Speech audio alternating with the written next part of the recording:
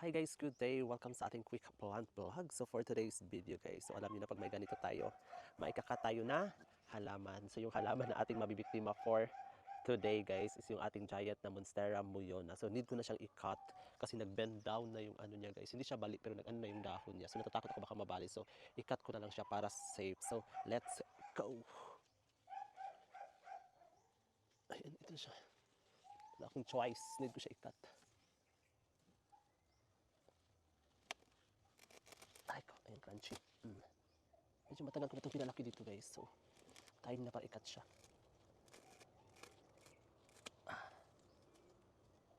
Hindi naman ito masilan na Monstera.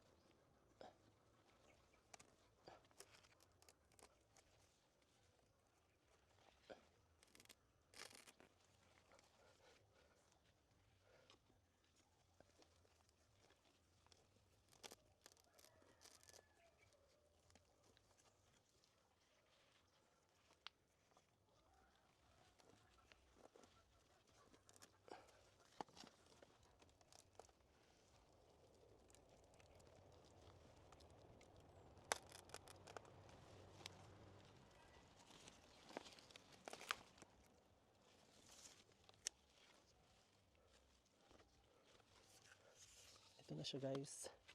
Ang ating Monstera. Ay ko, muyona, ang laki. Ayan. Ayan, ito na ata yung pinakamalaking muyona na nakita ko guys so far. Look. Ito yung bagong dahon. So natakot ako baka mag-ano siya mabali. So kinat ko na lang siya. Ayan pa, di ba? Ang laki niya guys, look. Look how pretty eh. Ganyan. So itong isang dahon, istanggalin ko na lang to kasi old leaf na siya.